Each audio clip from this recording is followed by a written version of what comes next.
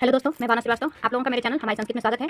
हम लोग संस्कृत में जो है कारक विभक्ति पढ़ रहे हैं और प्रथमा द्वितीय तृतीय चतुर्थी पढ़ चुके हैं। पंचमी विभक्ति के जो महत्वपूर्ण सूत्र हैं उनके बारे में हम लोग पढ़ रहे हैं। तो आज जो है पंचमी विभक्ति का जो पांचवा महत्वपूर्ण सूत्र है उसके बारे में जानेंगे और पूरे वीडियो को देखिएगा, स्किप मत करिएगा, क्योंकि पूरा वीडियो जब देखेंगे तब आपको समझ में आएगा कि इसमें क्या क्या चीजें इंपॉर्टेंट है। इसमें परीक्षा से संबंधित किस प्रकार के प्रश्न आते हैं वो भी मैं बताती हूँ, और सूत्र का जो है अर्थ क्या है, वो कहाँ प्रयोग होता है, किस प्रकार ये लगता है वाक्य में, ये सब मैं बताती हूँ। तो वीडियो को जब हम पूरा देखेंगे, क्योंकि सारी बातें हम शुरू में ही तो नहीं बता पाते हैं, तो शुरुआत करने से पहले हम लोग उसको जब अंत तक देखते हैं तब उसका हमें बेनिफिट मिलता है। तो वीडियो को पूरा देखिए और चैनल को लाइक करिए, सब्सक्राइब करिए, ताकि मैं और भी अच्छी अच्छी वीडियो आप लोगों के लिए बना सकूं। तो चलिए आज का वीडियो हम लोग शुरू करते हैं।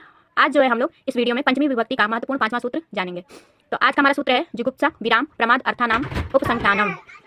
इस सूत्र को जब हम तोड़ेंगे तो हमारा शब्द बनेगा जुगुप्सा विराम प्रमाद अर्थानाम, यानी अर्थ में, उपसंख्यानम यानी उसके समान अर्थ रखने वाले शब्दों में भी प्रयोग होता है। जुगुप्सा, जुगुप्सा मीन्स क्या होता है कि जैसे किसी चीज़ से जब हम घृणा करते हैं उसका जो अभिप्राय है जुगुप्सा से होता है। विराम यानी किसी चीज़ के लिए हम रुक जाए या बंद कर दें, अलग हो जाना या उस काम को छोड़ देना या हट जाना, कुछ भी हम कह सकते हैं। प्रमाद यानी भूल करना या असावधानी करना, जैसे हम कोई काम कर रहे हैं उसको अच्छे से ना करें तो वो हो गया। अर्थानाम यानी अर्थों में, उपसंख्यानम यानी इसके समान और भी यदि अर्थ वाले शब्द हैं तो उसमें भी पंचमी विभक्ति लगती है। तो चलिए जानते हैं। इस सूत्र के अनुसार जुगुप्सा यानी घृणा, विराम यानी बंद हो जाना, अलग हो जाना, छोड़ देना या हटना, इसमें से कुछ भी कह सकते हैं। प्रमाद यानी भूलना या असावधानी करना, इसके समान अर्थक शब्दों के साथ पंचमी विभक्ति लगती है। अर्थात जिस वस्तु से घृणा करें, जिससे हटें या जिस काम में भूल करें, इन सब में पंचमी विभक्ति का प्रयोग होता है। किसी वस्तु से यदि हमें घृणा है तो उसमें भी पंचमी लगेगा, और किसी वस्तु से हम हट रहे हैं, उसे नहीं कर रहे हैं, छोड़ दे रहे हैं, तो उसमें भी जो है हमारा पंचमी लगेगा, और किसी काम में जो है हम भूल कर रहे हैं तो उसमें भी पंचमी विभक्ति का प्रयोग होता है। कहने का मतलब यही है।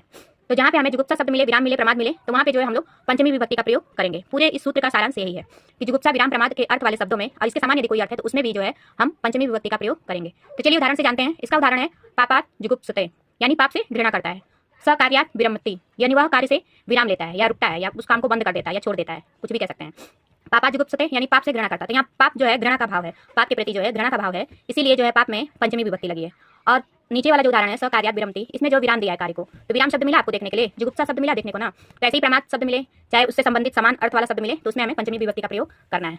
तो हम लोग जानते हैं इसका जो है परीक्षा में किस प्रकार पूछा जाता है प्रश्न, ये भी जान लेते हैं।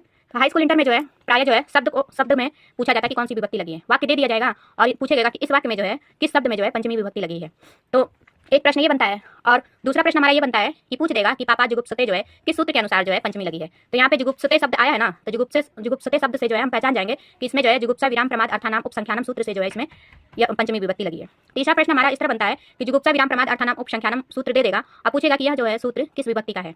तीन प्रश्न बन गया हमारे। और चौथा प्रश्न हमारा इस प्रकार दे सकता है कि सूत्र दे के पूछ देगा कि ये सूत्र किस विभक्ति का है। एक ये हो गया। और पंचमी विभक्ति का घृणा से संबंधित सूत्र कौन सा है ये भी पूछ सकता है, विराम से संबंधित कौन सा सूत्र है वो भी पूछ सकता है, प्रमाद से संबंधित कौन सा सूत्र है ये भी पूछ सकता है। तो इस प्रकार हमारे जो है इस सूत्र से संबंधित महत्वपूर्ण प्रश्न बने हैं। तो पहले हम लोग जाने हैं कि